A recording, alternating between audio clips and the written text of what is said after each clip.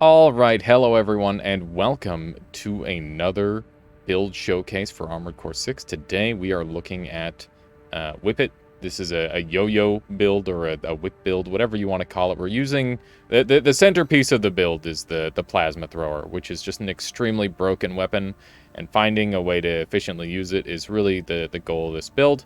And yeah, we've got some pretty good stuff going. We've got a nebula on the main hand. We've got the plasma thrower on the offhand, obviously. We've got a laser cannon, which I wish I could charge consistently, but I can't. It's just good secondary pressure while I'm charging up my main hand weapon, because I do really like charged nebula shots. I think they're very consistent damage output. And we're running the coral shield. This shield is super, super important because it helps you deal with close range builds of all kinds. And yeah, considering how the meta is very centralized around close range builds, and I'm trying to get close with this thing most of the time, it seems like a really good tool. So very happy to have that invalidating potential, you know, like the stun guns and the Zimmermans when I'm on my game, that sort of thing. Running the Varel helmet because it's just a very efficient piece. Running the VE40A, it's just got really, really good overall stats and good generator output adjustment, which is nice. Noctier arms, they look cool, and they have perfect firearm specialization and pretty respectable melee specialization. We could probably get some more damage if we found something with higher melee spec, but I'm quite happy with the Noctier. I think that they serve their function quite efficiently, so I like them. And of course, we're running the wheelchair legs. They just grant us a stupid amount of speed and carry weight for no reason. They're just dumb. They're very, very fun, and I like them a lot. We don't have to worry about our booster because we're a tank, and we're running this FCS here, which is super dated. I'm probably going to update that. Yeah, it's using missile lock. Let's go ahead and update that right now. We'll go ahead and give ourselves the Abbott. Well, actually, no, let's go with the Talbot. Talbot is just a classic. It's a very good piece. And we are running the VE20C generator, which has a firearm supply of 128. Weren't quite able to fit the VE20B, but that's okay, because we've only got 2 energy weapons anyway, so it's not too big of a deal. And yeah, we're running assault armor, because assault armor is badass. And yeah, I guess because this has like a bit of a fancier paint job, we'll quickly show off the paint. We've got... Here, I'm just going to flash the colors, that way you can copy them. So these are for the weapons. Just got like the nice cyan and black. I think that looks pretty good. And then we're running like a bunch of really muted or pale colors here, which I really like the look of. It just turns out really nice looking. I enjoy it a lot.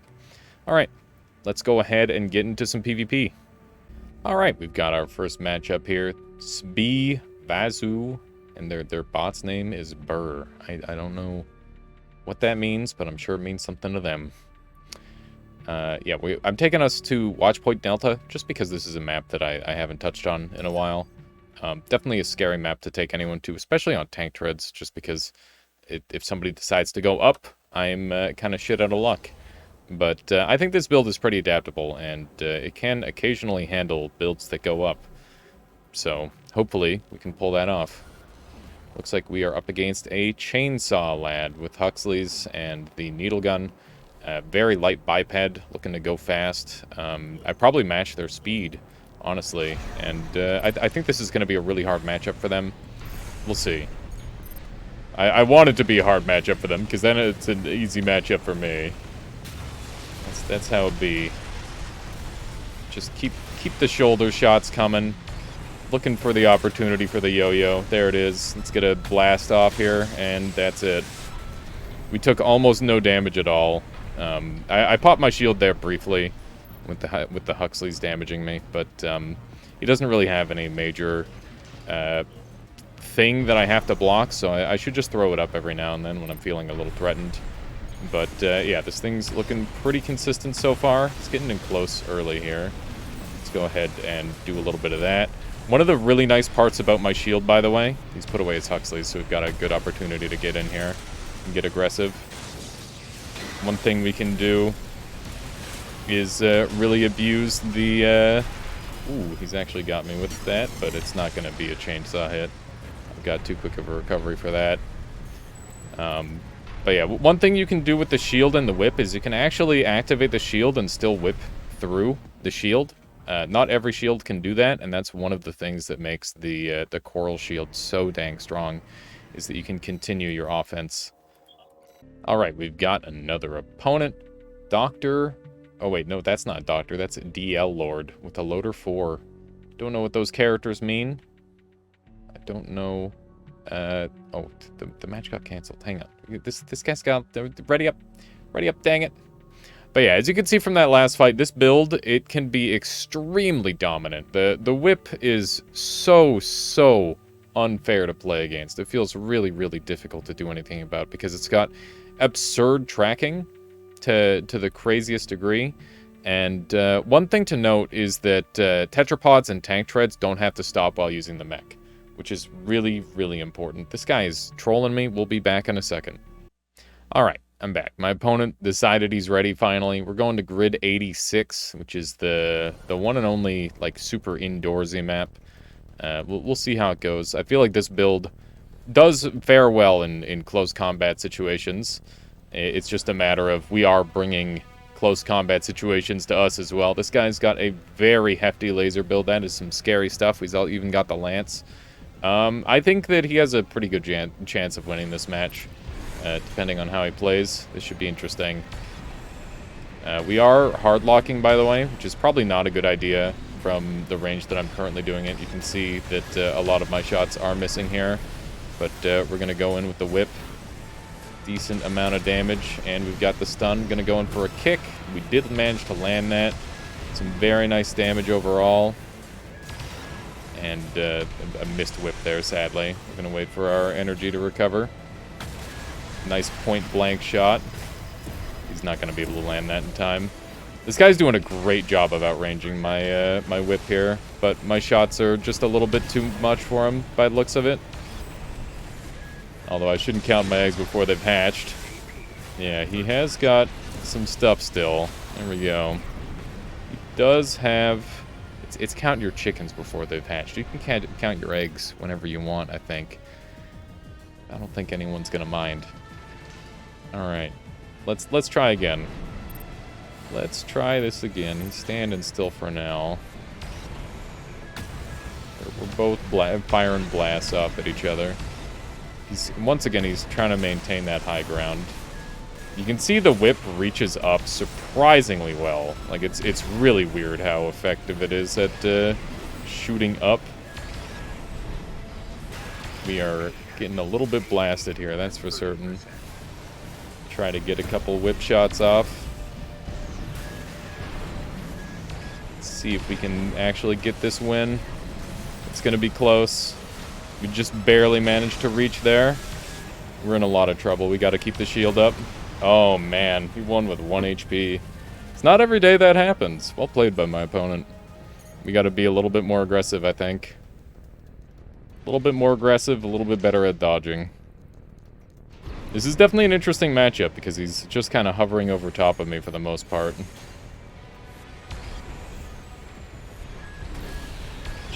That can't be easy for him to be hitting me either, I imagine. Okay.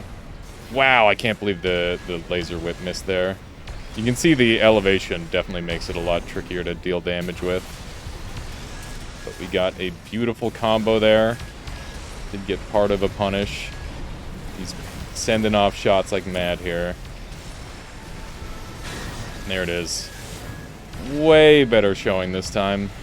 You should just be able to blast him with this thing and it'll kill him. The AoE from the Nebula is very, very hard to dodge. That was a much cleaner fight by me. We kind of did what we had to do. Went up and met him in the sky. It's always a scary thing to do on the wheelchair because it's just not very mobile. But, you know, it can get the job done. And when I say not very mobile, I mean not very mobile in the air. Obviously, it's one of the most mobile things possible on the ground. Let's go ahead and find another matchup. Alright, we've got another opponent finally. Sir Bucket Kicker playing Stabby. So I'm imagining some sort of melee attack incoming, if I had to guess. And I find the whip is extremely efficient at dealing with the overwhelming majority of melee builds. just because it's a melee weapon in itself, but it has way more range than pretty much every other melee weapon, which is super nice. I can't believe how efficient this thing is at just putting out crazy damage very consistently. So yeah, we're back at my favorite map, by the way. We'll see how it goes. We got another puncher. This guy's running the back Zimmerman. I don't know what his other back weapon is, actually, off the top of my head. Couldn't get a good look at it. See how this goes. The Zimmerman is obviously really scary, especially when paired with, you know, like some sort of big punish weapon like this guy seems to have. But we'll see how it goes for him. We're gonna just get really in his face, get super aggressive, and yeah, he hasn't really been able to get much done here. That's for certain. I was really hoping to get a whip off there, but didn't end up happening. I didn't even have to use the shield that round. I didn't feel threatened at all. That's the thing, is a lot of the time you don't even have to use the shield. It's just like an insurance weapon almost. Like the amount of damage you get from your other 3 weapons is so insane that you might as well just, you know, use it only when you need it. Go ahead and shield up here briefly while we're waiting for the cooldown. And there it is. Just absolute obliteration. The melee build, it completely dismantled by this. It's just not fair at all. Alright. Well, I guess we'll find another matchup then. Alright, we finally got another matchup. I decided to stick with Upper Grid Outer Shell. It's just a nice map, you know? I like the variety it has. A little bit of cover, a little bit of cliff, lots of nice flat ground. It's perfect. It's a perfect map.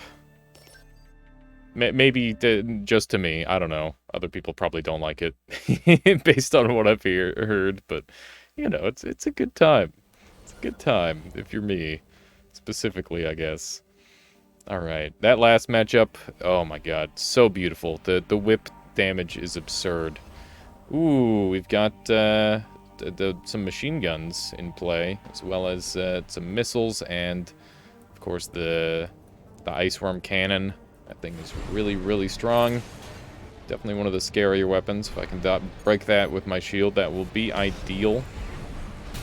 See how this goes. He's on ground level with me, which is definitely a mistake. Ooh, the damage. Gonna see if we can land a kick into combo there. That's so much damage.